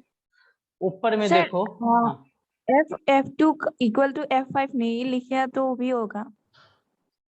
हाँ, नहीं लिखेंगे तो भी होगा, मतलब यहाँ से देखने से हमें पता ही चल गया ना, f ऑफ 2 का वैल्यू हमने f ऑफ 5 निकाल लिया है। देखो अगर ये लास्ट वाला स्टेप में दिक्कत हो रहा है, ठीक है, लास्ट वाला में हमें पूछा गया है f ऑफ 2, ये हमारा क्या है? इनपुट वैल्यू है, इनपुट वैल्यू है, ये हमारा इनपुट वैल्यू है। तो हमें जो दे, हाँ अब आ गया समझ में? हाँ सर आया। चलो ठीक है, अगला और सर एग्जांपल। लास्ट में 2 नंबर वाला के सर 3 + 2 कर दिया गया है क्या? हाँ हाँ, ओके सर समझ आया। चलो एक लास्ट कर लो, अगर ये समझ में आ जाएगा तो मतलब फंक्शन में तुम्हें प्रॉब्लम नहीं हो, इससे ज्यादा फिजिक्स के अंदर फंक्शन नहीं आएगा। ये function f(x) is defined as f of x equal to x² + 3, find f of 0, f of 1, f of x², f of x + 1 and f of 1। चलो ये चार सर पहले वाला 3 होगा। सर पहले F1 = 3 होगा।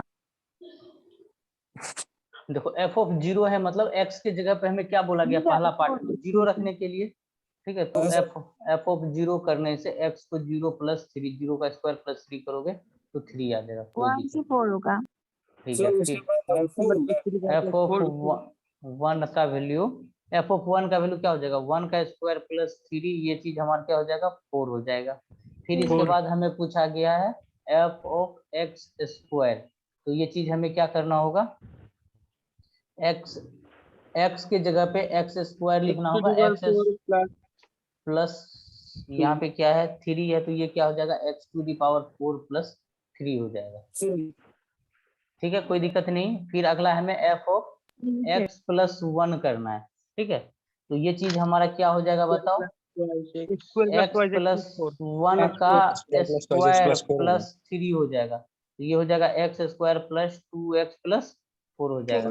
फिर अगला पूछेगा एफ ऑफ 1, फिर इसका वैल्यू। अब देखो ना, तुम्हें एफ ऑफ 1 का वैल्यू पता है, ऊपर में क्या है 4 है, तो इसको हम सिंप्लीफाई करके एफ ऑफ 4 लिख सकते हैं। ठीक है, अब तो देखो ना एफ ऑफ 1 है ना, ये वाला टर्म एफ ऑफ 1, एफ का फंक्शन है, फिर इसके अंदर function F of 1। F of 1 का वैल्यू तुमने निकाल रखा है कितना, 4 है कि नहीं, तो यहाँ पे हम अंदर में इसको 4 लिख देते हैं, एफ ऑफ 4 बन गया। एफ ऑफ 4 बन गया तो हमें क्या करना है, एक्स स्क्वायर प्लस 3 करना है, तो यहाँ पे हम क्या हो जाएगा 4 का स्क्वायर प्लस 3 हो जाएगा, ये कितना हो जाएगा 19। ओके, 19। ये हमारा फंक्शन हो गया। ठीक ना, फंक्शन का इतना ही रूल होता है। एक थोड़ा सा रेट ऑफ चेंज देखते हैं, रेट ऑफ चेंज।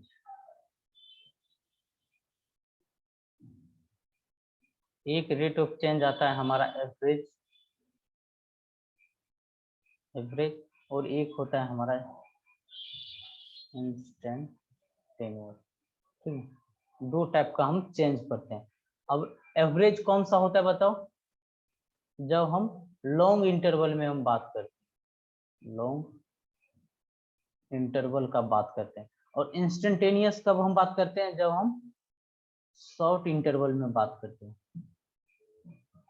ठीक है, अब देखो एवरेज का जब भी निकालोगे इंटरवल, तब तुम delta Y by delta X में निकालोगे। ठीक है, और जब भी तुम इंस्टेंटेनियस निकालोगे तो D Y by D X करके निकालोगे। ओके, यहाँ पे डेल्टा वाई का मतलब होता है चेंज, फाइनल माइनस लीस्ट, और ये D Y by D X का मतलब होता है डिफरेंशिएशन। ठीक है, मतलब हम y को x के रिस्पेक्ट में डिफरेंस करेंगे तो हमें उसी पॉइंट का मिलेगा इंस्टेंटेनियस। सपोज अभी एक एग्जांपल लेकर इसको हम समझते हैं कि एवरेज और इंस्टेंटेनियस में क्या डिफरेंस है। मान लो कोई एक बच्चा है, ठीक है, इसका 8th बर्थडे का है, फिर एक हम 9th बर्थडे लेते हैं, दोनों का बर्थडे, और सपोज इन दोनों के बर्थडे पे इनका जो हमें चेंज मिल रहा है, हम इसके यहाँ पे हाइट का हम चेंज देखते हैं, हाइट का चेंज देखते हैं। अब बताओ हाइट का चेंज जो है 8th बर्थडे से 9th बर्थडे के बीच में आया 12 सेंटीमीटर। ठीक है, तो अगर हम इसको क्या ऐसे करके हम लिख सकते हैं कि 12 सेंटीमीटर, ठीक है, पर ईयर इसका इंक्रीज हो रहा है, ऐसे बोल सकते हैं।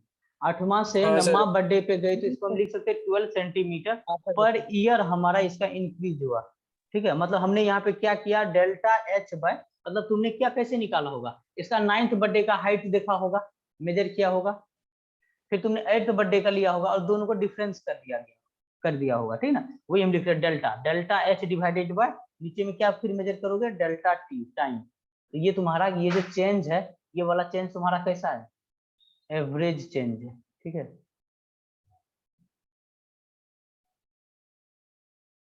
ये हमारा एवरेज चेंज है यहाँ।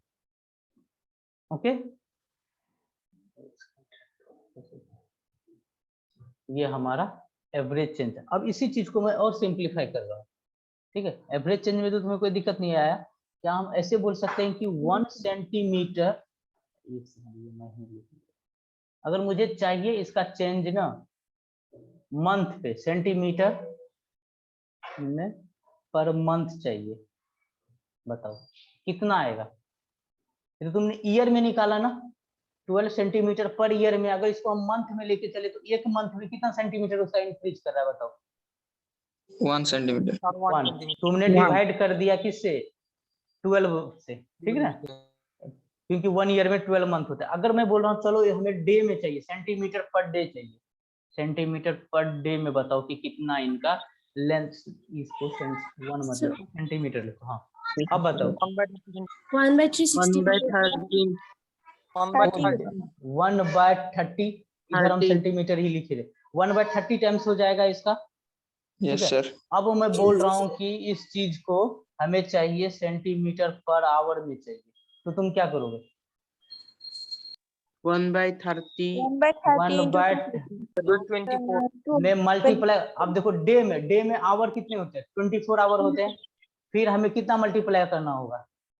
तुमने 24 आवर में पहुंच गए, और क्या करना होगा इसमें? 24 तक ही करना पड़ेगा ना। हाँ सर, हाँ अब क्या नहीं समझ में आया? मंथ वाला, अरे एक साल में 8th बर्थडे से 9th बर्थडे पे तुमने ऑब्जर्व किया इसका हाइट बढ़ गया 12 सेंटीमीटर, तो 12 सेंटीमीटर हम यहाँ पे क्या नीचे में डिवाइड बाय ईयर लेते, तो 1 ईयर में ये चीज हमें मिला। अब हम बोल रहे हैं कि हमें बताओ कि इसका मंथ में कितना बढ़ा, तो मंथ में 12 से डिवाइड कर दोगे, 12 से डिवाइड कर दोगे ना, तो 1 आ जाएगा ना। फिर तुम्हें बोल रहा हूँ डे में कर दो, एक मंथ में कितना डे, हम ऑन एन एवरेज 30 वाला लेकर 30 आ गया। फिर हम क्या कर रहे हैं कि इसको हम आवर में बदल रहे हैं, एक डे 1 डे में कितना आवर, 24 तक हम रहने देंगे। ओके, फिर आगे हम इसको क्या कर रहे हैं, सेंटीमीटर को, अब हम सेंटीमीटर को हम सेकेंड में कन्वर्ट कर रहे हैं। चलो सेकेंड में चाहिए हमें, तो हम क्या करेंगे, 1/30 इंटू 24 इंटू 60 इंटू 60, पहले मिनट में किया फिर सेकेंड में किया। ठीक है, अभी जो तुमने ये सेंटीमीटर पर सेकेंड में लेके आ गए, ठीक है, अब किसी तुम एक इंस्टेंट पे आ चुके हो, सबसे छोटा इंटरवल में आ चुके हो। ठीक है, ये वाला जो इंटरवल है, ये इंटरवल तुम्हारा क्या कहलाता है, dh/dt। हाइट का मतलब सेकेंड से भी छोटा करोगे क्या इसका एनालिसिस, हमें बताओ। और कुछ जानते हो क्या तुम और छोटा कर सकते हो क्या इसका मेजरमेंट का, हाइट का? नहीं कर सकते ना। तो ये हमारा ना dh/dt यहाँ पे हमारा इंस्टेंटेनियस चेंज दिया, ये हमारा इंस्टेंटेनियस चेंज, ये हमारा इंस्टेंटेनियस चेंज हुआ। ठीक है, आया समझ में? अब यहाँ पर जो टाइम का जो इंटरवल है, टाइम तुम्हारा ना अप्रोक्सीमेट तुम्हारा 0 हो गया, एग्जैक्टली नहीं कर सकते, अप्रोक्सीमेट पर सेकेंड में कर रहे हैं ना, तो छोटा है। और यहाँ पे टाइम का यानी तो बोलो कि टाइम वेरी स्मॉल बोलोगे ना, ये टाइम ना सर, टाइम वेरी स्मॉल है, वेरी स्मॉल। और जब हम एवरेज का बात कर रहे थे, यहाँ पे ईयरली का बात कर रहे थे, ठीक है, तो हमारा टाइम क्या था, हमारा यहाँ पे हमारा टाइम क्या है, छोटा है क्या, ईयर हमारा छोटा है क्या, नहीं, ईयर हमारा बड़ा होता है। ठीक है, ये हमारा यहाँ पर एवरेज, इसीलिए हम यहाँ पे delta H by delta T average, अब ये हमारा एवरेज टाइम है, यानी कि लॉन्ग टाइम इंटरवल। ठीक है, अब देखो इसके ऊपर एक सवाल पर आते हैं, तो तुम्हें एवरेज और इंस्टेंटेनियस में समझ में आ गया होगा। इंस्टेंटेनियस मतलब बहुत ही छोटा सेगमेंट। अगर एक एग्जांपल थोड़ा सा डिफरेंशिएशन आता तो ठीक होगा, x = 3t² + 1। ठीक है, एक हमारे पास फंक्शन है, ये जो x जो है हमारा, ये x है हमारा डिस्टेंस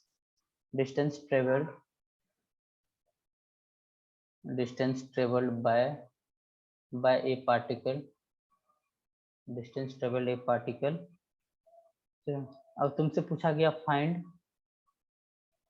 एवरेज स्पीड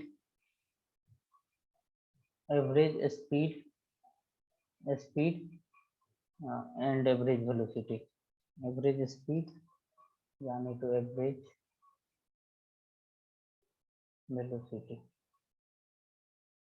ठीक, अब तुम्हें ये सॉल्व करना नहीं है, बस तुम्हें देखना है।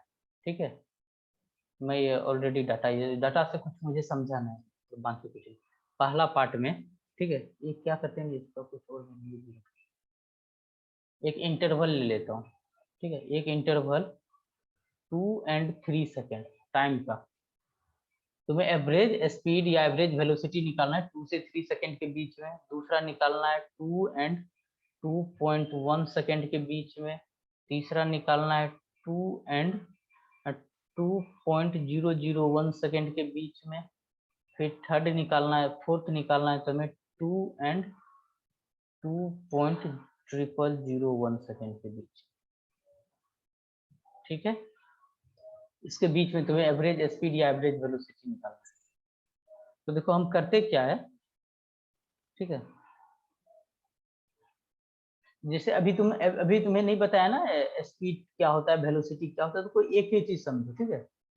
तो हम दोनों का एक ही फार्मूला लिखते हैं, जिसकी हम पहला पार्ट के लिए हमें चलो वी एवरेज कर रहे हैं, ठीक है। स्पीड और वेलोसिटी वो क्या होता है, delta x by delta T होता है। डिस्टेंस डिवाइडेड बाय टाइम होता है उसमें चेंज, तो x2 minus x1 divided by t2 minus t1 लिखेंगे, ठीक है।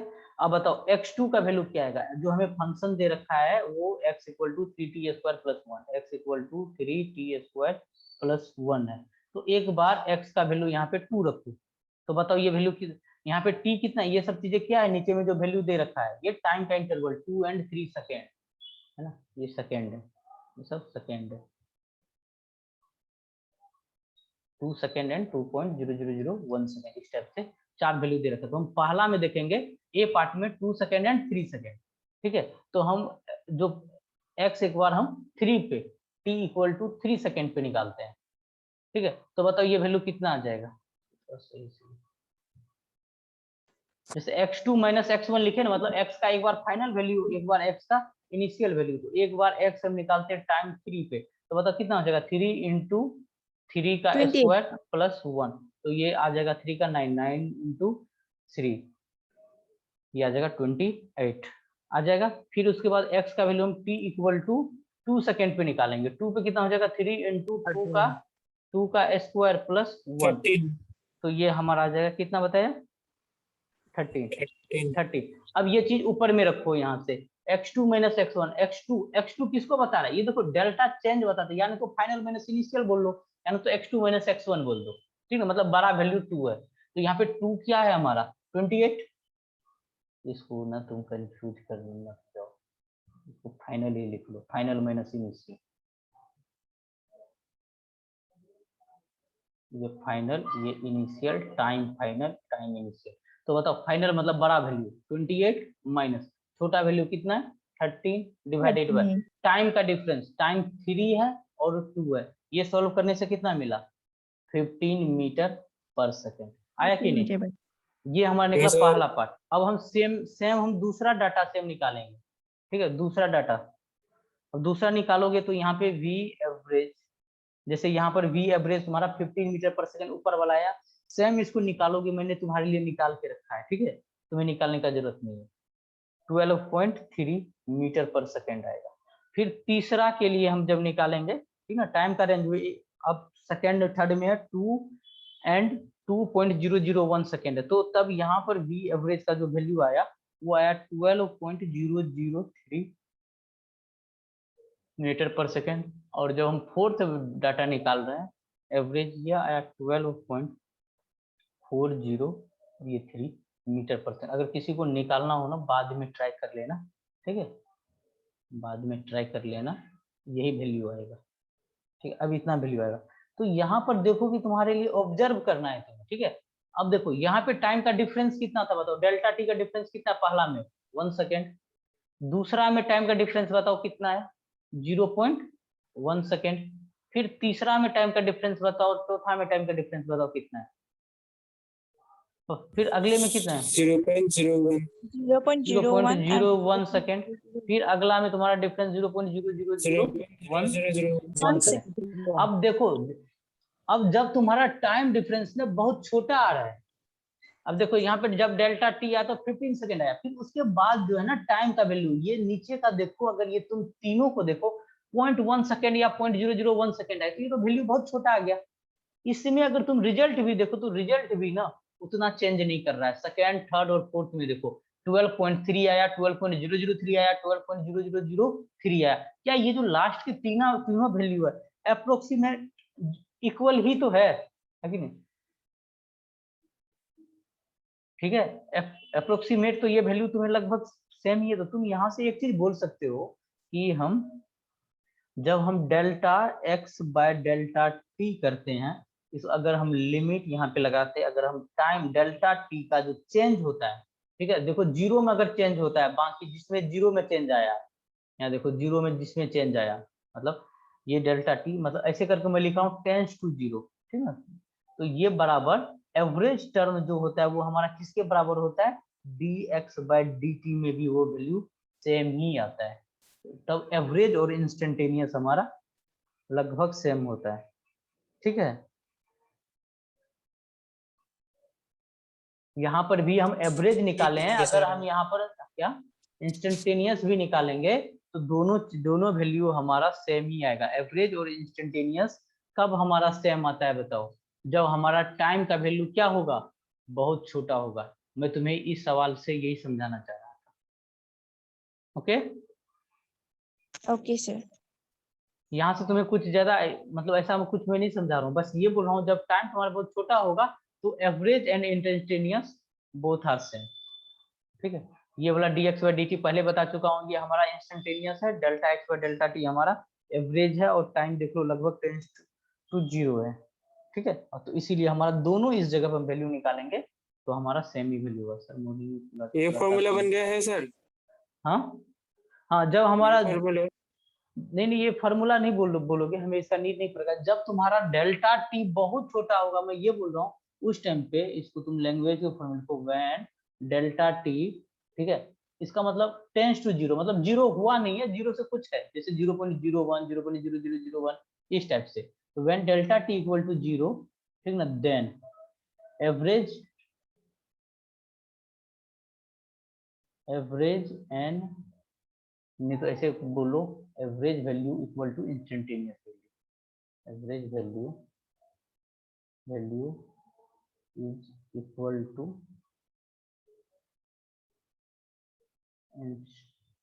Instantaneous value. ठीक है, जब हम फिजिक्स में ऐसा कुछ सवाल आएगा कि जब चेंज बहुत छोटा दे दे, अगर मान लो एग्जांपल में कि अगर ऐसे दे दे x इक्वल टू 2, x हमारा फंक्शन है टाइम का 2² प्लस 3 कुछ दे दिया, ठीक है, और दे दिया कि टाइम ना बहुत छोटा है, ठीक है, तो इसका एवरेज वैल्यू ऑप्शन रहेगा, इसका एवरेज वैल्यू क्या इक्वल होगा इंस्टेंटेनियस वैल्यूज के, ठीक ना, क्या इक्वल होगा क्या नहीं होगा, या एवरेज वैल्यू ज्यादा होगा छोटा वैल्यू होगा, इस तरह से 4 ऑप्शन होता है। उस टाइम पे तुम्हें क्या पिक करना है कि एवरेज वैल्यू इक्वल होता है या sir t tends to not equal to 0, ठीक है, t ऐसे करके लिखा हुआ रहता है ना, तो इसका मतलब नहीं, सर ये बता रहा हूँ सर, अपने जो